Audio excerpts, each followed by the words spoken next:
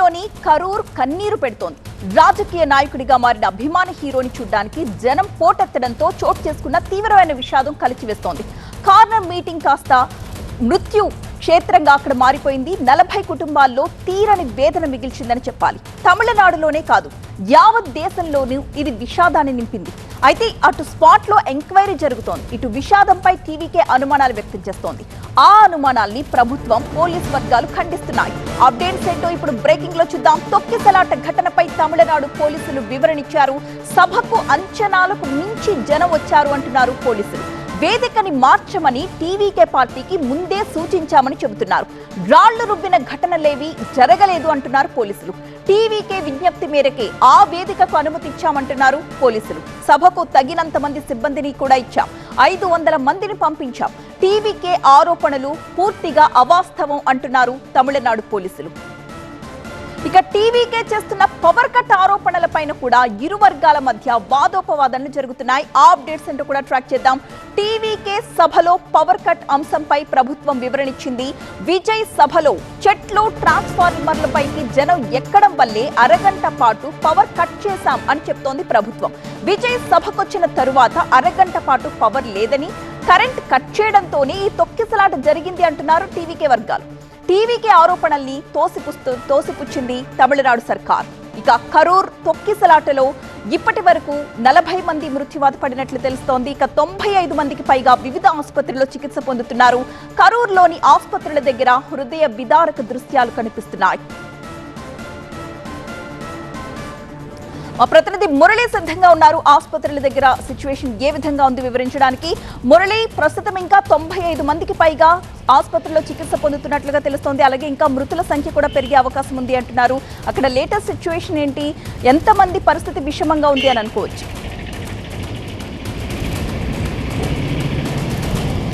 అంటే ప్రైవేటు, ప్రభుత్వ ఆసుపత్రిలో చికిత్స కొనసాగుతుంది. మొత్తం 91 మందిలో కొద్దిసేపటి క్రితమే 8 మంది వరకు కూడా డిశ్చార్జ్ అయ్యారు. కేవలం ఇక 82 మంది మాత్రమే చికిత్స పొందుతున్నారు. అందులో 51 మంది ప్రభుత్వ ఆసుపత్రిలో ఉంటే మిగిలినటువంటి వారందరూ కూడా పలు ప్రైవేటు ఆసుపత్రుల్లో చికిత్స పొందుతూ ఉన్నారు.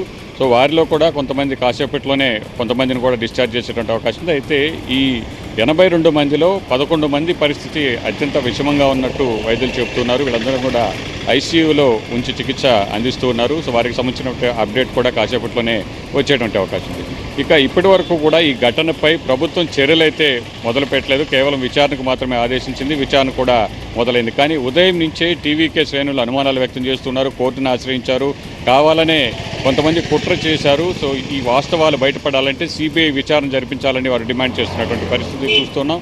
అలాగే కోర్టును కూడా ఆశ్రయించారు. రేపు ఆ పిటిషన్ కూడా విచారణకు వచ్చేటువంటి అవకాశం ఉంది. సో మరోవైపు టీవీకే చీఫ్ విజయ్ చేపడుతున్నటువంటి ఈ సమావేశాలు, సభలన్నీ కూడా పూర్తిగా నిలిపివేయాలి, అనుమతి ఇవ్వద్దు అంటూ కన్నన్ అనేటువంటి న్యాయవాది ఒక పిటిషన్ దాఖలు చేశారు. అది కూడా కాసేపట్లోనే దీనికి సంబంధించి విచారణ కూడా జరిగేటువంటి అవకాశం ఉంది. నిన్న ఆ కన్నన్ అనేటువంటి వ్యక్తి సభకు వెళ్ళాడు. అక్కడ గాయపడ్డటువంటి వారిలో కన్నన్ కూడా ఒకరు. సో ఇది అక్కడ ఆసక్తికరంగా మారింది, సభకు వెళ్ళినటువంటి వ్యక్తే పిటిషన్ వేయడం అనేది. సో ఇక ఈ విచారణకు సంబంధించి విచారణ కమిషన్ను నియమించింది తమిళనాడు ప్రభుత్వం. అరుణా జగదీశన్ కాసేపటి క్రితమే ఘటనా స్థలానికి చేరుకున్నారు. అక్కడ విచారణ మొదలుపెట్టారు. స్థానికంగా ఉన్నటువంటి పోలీసు అధికారులతో కలిసి అక్కడ ఏదైతే నిన్న తొక్కిసలాట జరిగిందో విజయ్ సభా ప్రాంగణం వద్ద, ఆ ప్రాంతానికి వెళ్ళి విచారణ జరుపుతున్నారు. మరోవైపు పోలీసులు ఉదయం నుంచే కూడా నిన్న సభా ప్రాంగణం ఎక్కడైతే సభ జరిగిందో, తొక్కిసలాట జరిగిందో ఆ సమీపంలో ఉన్నటువంటి షాపులకు సంబంధించినటువంటి అన్ని సీసీ కెమెరాలను కూడా పరిశీలిస్తున్నారు. ఆ ఫుటేజ్ అంతా కూడా సేకరిస్తున్నారు. సో ఇప్పటి వరకు కూడా ఏదైతే ఆరోపణలు టీవీకి చేసిందో ఎక్కడ కూడా రాళ్ళు రువ్వడం కానీ, లాఠీ చార్జీ కానీ జరిగినటువంటి పరిస్థితి లేదని పోలీసులు చాలా స్పష్టంగా చెప్తున్న పరిస్థితి అయితే ఉంది. సో దీనికి సంబంధించినటువంటి విచారణ మొదలైంది కాబట్టి నివేదికలో ఏం తేలబోతుంది అనేది కూడా చూడాల్సినటువంటి పరిస్థితి. Right, thank you Murali. ఇక జూబ్లీహిల్స్ ఉప ఎన్నికపై బీజేపీ ఫోకస్ పెంచింది. నియోజకవర్గంలో పర్యటించిన కేంద్ర మంత్రి కిషన్ రెడ్డి దివ్యాంగులకు పరికరాల్ని పంపిణీ చేశారు. ప్రధాని మోదీ మన్ కీ బాత్ ని వీక్షించారు. బీఆర్ఎస్, కాంగ్రెస్ వి ప్రచార ఆర్భాటాలు మాత్రమే అని విమర్శించిన కిషన్ రెడ్డి ఎంఐఎం ని నమ్ముకుని కాంగ్రెస్, బీఆర్ఎస్ రాజకీయాలు చేస్తున్నాయని అన్నారు. జూబ్లీహిల్స్ కు కాంగ్రెస్, బీఆర్ఎస్ చేసిందేమీ లేదు అన్నారు. తెలంగాణలోకి బీజేపీ అధికారంలోకి రావడం ఖాయమని, తొలి విజయం జూబ్లీహిల్స్ తోనే ప్రారంభమవుతుందని అన్నారు ఆయన. బీఆర్ఎస్ పార్టీ ఓట్లేసి గెలిచిన తర్వాత బీఆర్ఎస్ పార్టీ కానీ, ఈరోజు అధికారంలో ఉన్నటువంటి కాంగ్రెస్ పార్టీ కానీ జూబ్లీహిల్స్కు వెలగబెట్టింది ఏం లేదు. వీళ్లకు జూబ్లీహిల్స్ ప్రజల మీద నమ్మకం లేదు. వీళ్లకు నమ్మకం ఉంది మజ్లిస్ పార్టీ మీద. మజ్లిస్ పార్టీ మద్దతుతో గెలుస్తామని చెప్పి కాంగ్రెస్ పార్టీ నాయకులు అనుకుంటున్నారు. మజ్లిస్ పార్టీతో మద్దతుతో గెలుస్తామని చెప్పి ఈరోజు బీఆర్ఎస్ పార్టీ అనుకుంటుంది. ఈరోజు ఇక్కడ ఉన్నటువంటి ప్రజల మీద ఒక విశ్వాసం లేదు. ఎంతసేపు మజ్లిస్ పార్టీని దువ్వడము, మజ్లిస్ పార్టీని కనిపిస్తే వంగి సలాములు కొట్టడము, మజ్లిస్ పార్టీ నాయకులకు మరి ఈరోజు మోచేతి నీళ్లు తాగేటువంటి సాంప్రదాయం రెండు పార్టీలకు ఉన్నది. ఈ రెండు పార్టీలు ఎంతసేపు మజ్లిస్ పార్టీని ఏమన్నారు, మజ్లిస్ పార్టీని పల్లెత్తు మాట మాట్లాడరు. ఇక జూబ్లీహిల్స్ ఉప ఎన్నికల్లో బీఆర్ఎస్ తరపున మాగంటి సునీత బరిలో నిలబడుతుండగా కాంగ్రెస్ కూడా త్వరలోనే అభ్యర్థిని ఖరారు చేసే దిశగా కసరత్తు చేస్తోంది. ఈ క్రమంలోనే బీజేపీ కూడా అభ్యర్థి ఎంపికపై దృష్టి పెట్టింది. గతంలో బీజేపీ తరపున ఇక్కడి నుంచి బరిలోకి దిగిన లంకెల దీపక్ రెడ్డి మరోసారి బరిలో ఉంటారా లేక కొత్త వారికి అవకాశం ఇస్తారా అన్నది ఇప్పుడు తేలాల్సి ఉంది.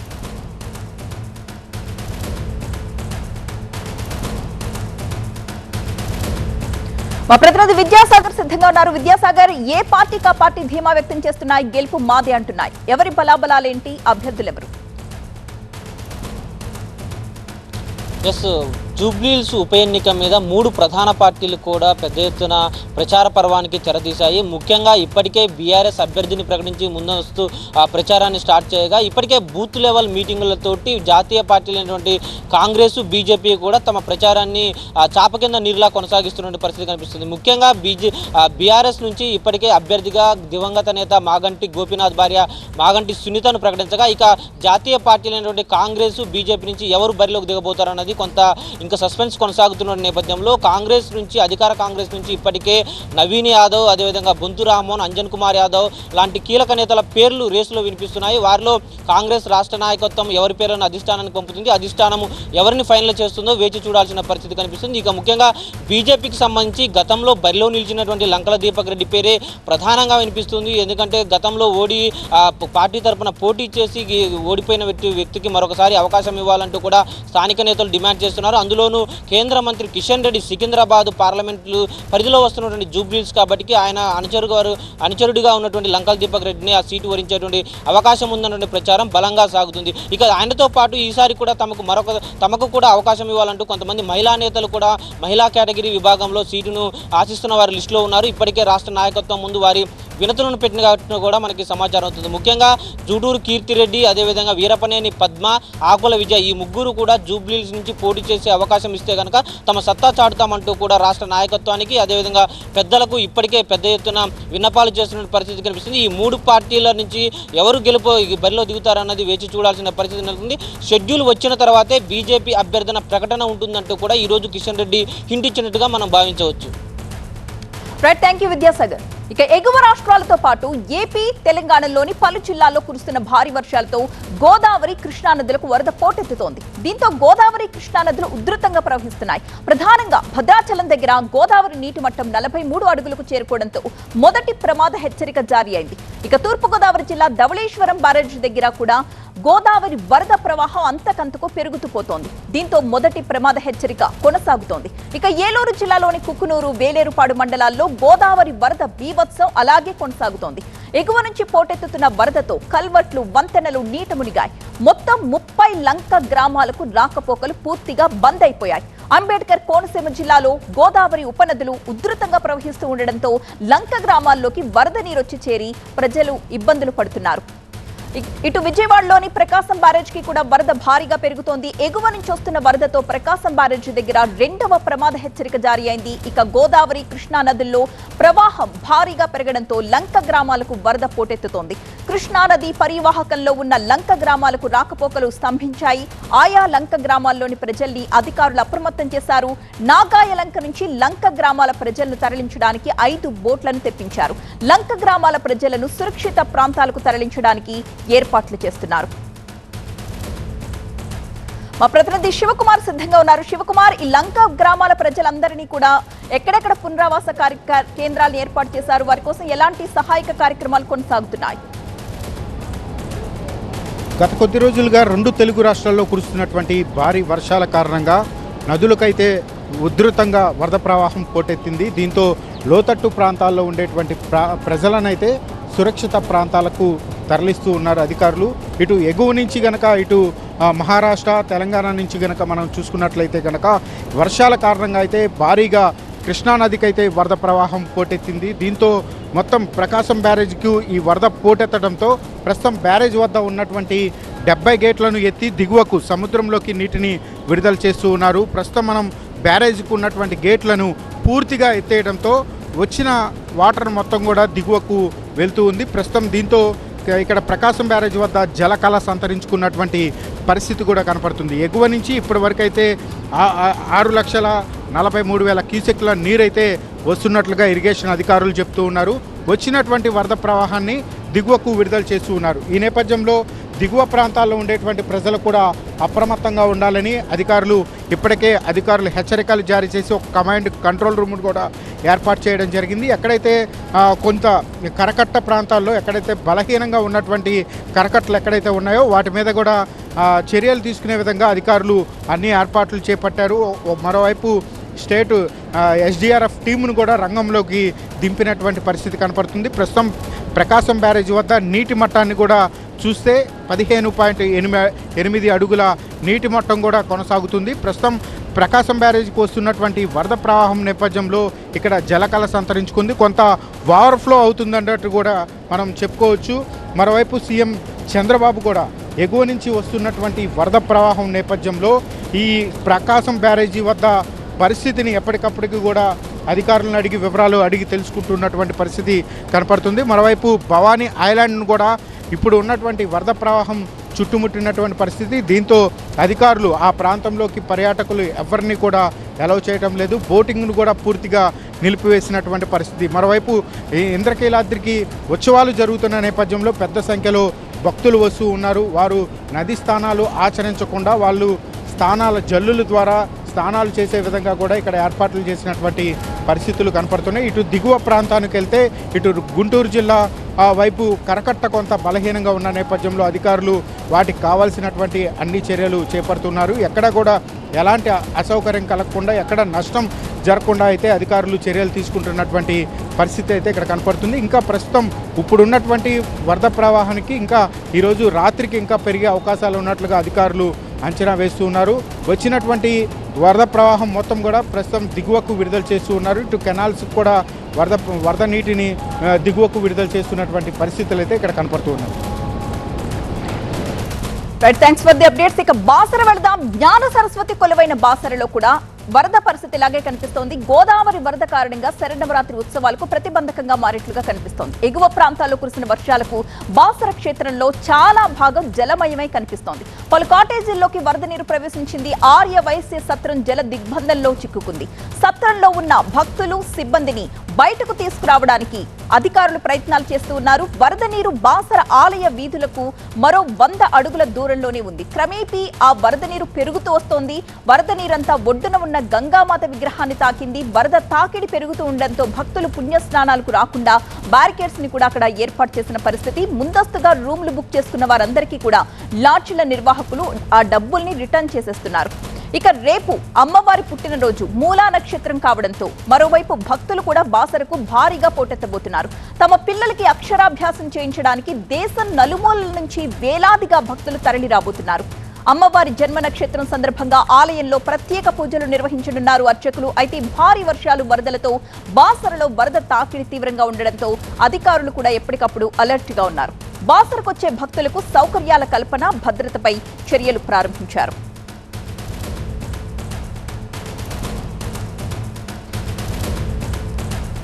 రేపు సిచ్యువేషన్ ఏ విధంగా ఉండబోతుంది? అమ్మవారి జన్మ నక్షత్రం కావడంతో వేలాదిగా భక్తులు అమ్మవారిని దర్శించుకోవడానికి అలాగే అక్షరాభ్యాసాల కోసం వస్తూ ఉంటారు. మరి వారందరికీ అక్కడ అధికారులు ఎలాంటి ఏర్పాట్లు చేస్తున్నారు? వీటికి సంబంధించిన అప్డేట్స్ మా ప్రతినిధి నరేష్ అందిస్తారు. బాసర వద్ద మహోగ్ర రూపంతో గోదావరి ఉరకలెత్తుతుంది. ఉగ్ర రూపంతో బ్యాక్ వాటర్ కూడా అదే స్థాయిలో బాసర పురవీధులను ముంచెత్తుతుంది. గత నెల ఇదే రోజు 29వ తారీఖు రోజు వచ్చిన వరదలతో దాదాపుగా 3 రోజులు బిక్కుబిక్కుమంటి గడిపారు బాసరకు సంబంధించిన లాడ్జ్ నిర్వాహకులు, బాసరకు సంబంధించిన దుకాణ సముదాయాల వ్యాపారులు. ప్రస్తుతం అదే సిచ్యువేషన్ కంటిన్యూ అవుతుంది. రేపు ప్రధానమైన ఘట్టం మూలా నక్షత్రం. శరన్నవరాత్రి ఉత్సవాల్లో భాగంగా అమ్మవారు మూలా నక్షత్రంలో సొంత రూపంలో దర్శనం ఇవ్వబోతున్నారు.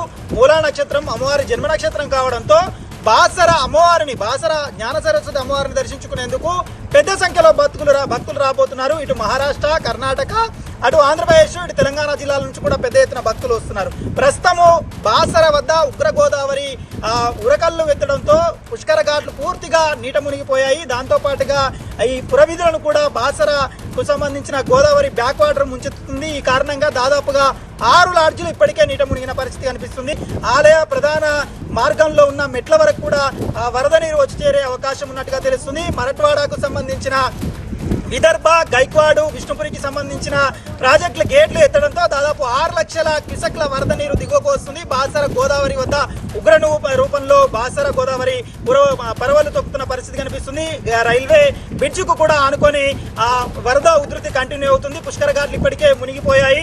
గంగమ్మకు సంబంధించిన ఆ ప్రాంతం కూడా మునిగిపోయింది. గంగమ్మకు సంబంధించిన ఆ ప్రహారీ గోడలు కూడా కూలిపోయే ప్రమాదంలో ఉన్నాయి. అటువైపు వెళ్ళొద్దంటూ హెచ్చరికలు అయితే జారీ చేస్తున్నారు. ఇప్పటికే ఎస్పీ అవినాష్ కుమార్ బాసరకు చేరుకొని బందోబస్తుకు సంబంధించిన ఏర్పాటు చేస్తున్నారు. ఆ భక్తులకు ఎలాంటి ఇబ్బందులు రాకుండా ఇప్పటికే ప్రైవేట్ లాడ్జీల్లో వసతుల్లో ఉన్న ప్రైవేట్ లాడ్జీల్లో రూముల్లో ఉన్న వాళ్ళందరినీ ఉటావుటిన సురక్షిత ప్రాంతాలకు అయితే తరలిస్తున్న పరిస్థితి కనిపిస్తున్నాయి. బాసర వద్ద ప్రమాద గంటికలు మోగిస్తుంది Godavari. Right, thank you Naresh. ఇక 5th ఎక్స్క్లూజివ్ న్యూస్ చూద్దాం. Swami Chaitanyananda alias Parthasarathy arrest. ఆగ్రాలో ఇతన్ని ఢిల్లీ పోలీసులు అరెస్ట్ చేశారు. ఢిల్లీ కోర్టులో స్వామి చైతన్యానందను ప్రవేశపెట్టారు పోలీసులు. చైతన్యానంద కోసం మొత్తం 6 రాష్ట్రాల్లో పోలీసులు గాలించారు. నిందితుడిని పట్టుకున్నారు. నిందితుడి నుంచి 3 ఫోన్లో ఒక ఐప్యాడ్ ని స్వాధీనం చేసుకున్నారు. అలాగే యుఎన్ఓ బ్రిక్స్ అధికారిని అంటూ నకిలీ విజిటింగ్ కార్డులు కూడా అతని నుంచి స్వాధీనం చేసుకున్నారు. ఢిల్లీ శారదా కాలేజ్ విద్యార్థులపై స్వామీజీ లైంగిక వేధింపులకు పాల్పడ్డాడు అనేది ఇతని మీద ఆరోపణ. ఆగస్టు 4 నుంచి స్వామి చైతన్యానంద పోలీసుల నుంచి తప్పించుకుని తిరుగుతున్నాడు. సంచలనం సృష్టించిన ఢిల్లీ శారదా విద్యాపీఠ అధికారి చైతన్యానంద సరస్వతి అలియాస్ పార్థసారథిని ఢిల్లీ పోలీసులు అదుపులోకి తీసుకున్నారు. ఆగ్రాలోని ఒక హోటల్లో పోలీసులకు చిక్కాడు ఇతగాడు. విద్యార్థినుల్ని లైంగికంగా వేధించారన్న ఆరోపణలపై ఆగస్టు 4న ఆయనపై ఒక కేసు నమోదైంది. అప్పటి నుంచి కూడా ఆయన తప్పించుకుని తిరుగుతున్నాడు. ఈ స్వామీజీని పట్టుకోవడానికి ఢిల్లీ, హర్యానా, యూపీ, ఉత్తరాఖండ్, రాజస్థాన్, హర్యానా రాష్ట్రాలకు ప్రత్యేక పోలీసు బృందాలు వెళ్లాయి. అయితే చైతన్యానంద సరస్వతి నుంచి పోలీసులు 3 ఫోన్లు, ఒక ఐప్యాడ్ ని స్వాధీనపరుచుకున్నారు. అలాగే ఐక్యరాజ్య సమితిలో భారత శాశ్వత రాయబారిని అని ఉన్న విజిటింగ్ కార్డులు, బ్రిక్స్ జాయింట్ కమిషన్ లో భారత ప్రత్యేక దూత అని ఉన్న విజిటింగ్ కార్డులను పోలీసులు స్వాధీనపరుచుకున్నారు. అవన్నీ కూడా నకిలీవిగా గుర్తించారు. అంతర్జాతీయంగా తాను చాలా ప్రభావశాలిని అని చాటి చెప్పుకోవడానికి దౌత్య మార్గాన్ని ఇతడు ఎంచుకున్నట్టు పోలీసులు అనుమానిస్తున్నారు. వైద్య పరీక్షల కోసం ప్రస్తుతం స్వామీజీని పోలీసులు ఢిల్లీ సఫ్దర్గంజ్ ఆసుపత్రికి తీసుకొచ్చారు. లేటెస్ట్ అప్డేట్స్ అందించడానికి మా ప్రతినిధి రంజిత్ లైవ్ లో సిద్ధంగా ఉన్నారు. రంజిత్, ఇతని మీద ఉన్న లైంగిక ఆరోపణలకు సంబంధించి ఎవరైతే కంప్లైంట్ ఇచ్చారో వాళ్ళు ఎలాంటి ఆధారాలను సమర్పించడం జరిగింది, అలాగే ఇతనేం చెప్తున్నాడు వాటికి సంబంధించి? అంటే ఈ లైంగిక వేధింపులకు సంబంధించిన ఈ కేసులో బాధితులంతా కూడా ఢిల్లీలోని వసంత్ కుంజ్ పోలీస్ స్టేషన్లో ఫిర్యాదు చేసిన తర్వాత ఆయన 3 సెక్షన్ల కింద కేసు నమోదైంది. అప్పటి నుండి కూడా ఆయన అజ్ఞాతంలోకి వెళ్ళిపోయాడు. దాదాపు 20 రోజుల పాటు కూడా పోలీసులు ఆయన కోసం గాలించారు. ఆగ్రాతో పాటు పాట్నా, మదురైలో ఆయన షెల్టర్ తీసుకున్నట్టుగా తెలుస్తుంది. దాదాపు 15 చోట్ల కూడా ఆయన హోటల్లో స్టే చేశాడు. ఆ తర్వాత ఆయన నిన్న ఆగ్రాలో అదుపులోకి తీసుకున్న తర్వాత పటియాల కోర్టులో హాజరుపరిచారు. పటియాల కోర్టులో హాజరుపరిచిన తర్వాత ఇటు చైతన్యానంద భారతి తరఫున కావచ్చు, ఆ తర్వాత ఇటు ఏదైతే ఈ పోలీసుల పీపీ కూడా వాదనలు వినిపించారు. అయితే ఇక్కడ దాదాపు చైతన్యానంద భారతికి సంబంధించిన విషయంలో ఆయన లైంగిక వేధింపులు కేసు నమోదు చేసిన తర్వాత బాధితుల ఫిర్యాదు ఆధారంగా తాము అనేక ఆధారాలను సేకరించాం. ఇక్కడ చైతన్యానంద భారతి ఈడబ్ల్యూఎస్కి సంబంధించిన విద్యార్థులను కూడా టార్గెట్గా చేసుకొని ఆయన లైంగిక వేధింపులకు పాల్పడ్డాడు. ఆయన బాత్రూంలో సీసీ కెమెరాలు పెట్టి అది అతని మొబైల్కి కనెక్ట్ చేసుకున్నాడు. ఇదంతా కూడా ఆయనకు సంబంధించిన ఫోన్ స్వాధీనం చేసుకున్న తర్వాత కొన్ని కీలక విషయాలు లభించాయన్నటువంటి విషయాల్ని ఇటు పటియాలా కోర్టులో పోలీసులు చెప్పారు. సో దీంతో పాటు ఆయనకు సంబంధించి లైంగిక వేధింపులకు సంబంధించిన ఆడిషన్లో దాదాపు 17 మంది విద్యార్థులు ఇచ్చినటువంటి స్టేట్మెంట్ ఆధారంగా కూడా ఆయనపై పలు సెక్షన్ల కింద కేసు నమోదు చేశామని చెప్తున్నారు. అయితే ఆయన కోర్టులో హాజరుపరిచిన తర్వాత డిఫెన్స్ తరఫున కూడా వాదనలు వినిపిస్తూ ఆయన సీనియర్ సిటిజన్, సన్యాసిగా ఉన్నాడు, ఆయన ఆరోగ్య పరిస్థితి కూడా సరిగ్గా లేదన్నటువంటి విషయాన్ని చెప్తున్నారు. సో ఇప్పుడు దీనికి సంబంధించి ఇరుపక్షాల వాదనలు విన్న తర్వాత పటియాలా కోర్టు తీర్పును రిజర్వ్ చేసింది. ఈరోజు మరి కాసేపట్లోనే సంబంధించిన ఆడిషన్లో బెయిల్ పిటిషన్పై కూడా తీర్పు రానుంది. అయితే ఇక్కడ చైతన్యానంద భారతికి సంబంధించిన విషయంలో పోలీసులు అనేక ఆధారాలు సేకరించారు. ఆయన తప్పించుకునేటువంటి ప్రయత్నం కావచ్చు, ఏ రకంగా కూడా అనే ఫేక్ డిప్లొమాటిక్ నంబర్ ప్లేట్తో కూడా ఏ రకంగా మోసానికి పాల్పడ్డాడన్నటువంటి అంశంపై కూడా పోలీసులు ఇప్పుడు దర్యాప్తులో ఇటువంటి విషయాలు కూడా వెలుగులోకి వస్తున్నాయి. దీంతో పాటు 2009 కావచ్చు, 2016లో కూడా ఆయనపై లైంగిక వేధింపుల కింద కేసు నమోదైంది. 2016లోనైతే ఏకంగా ఆయన అరెస్ట్ అయ్యి బెయిల్పై బయటకు వచ్చారు. సో అప్పటి నుండి కూడా ఆయన అదే సంబంధించి ఏదైతే విద్యార్థులు ఉంటున్నారో అక్కడ తరచుగా వేధింపులకు పాల్పడుతున్నటువంటి విషయాలు కూడా ఇప్పుడు దర్యాప్తులోకి వెలుగులోకి వస్తున్నాయి. కాబట్టి పోలీసులు ఫర్దర్గా ఆయనను కస్టడీలోకి తీసుకుని విచారిస్తేనే చైతన్యానంద భారతికి సంబంధించి ఈ మొత్తం కూడా లైంగిక వేధింపుల కేసులో ఇంకా దర్యాప్తు చేసిన కొద్దీ ఇందులో ఇంకా కొత్త విషయాలన్నీ కూడా వెలుగులోకి వచ్చే అవకాశాలు అయితే కనిపిస్తున్నాయి. Right, thank you Ranjith.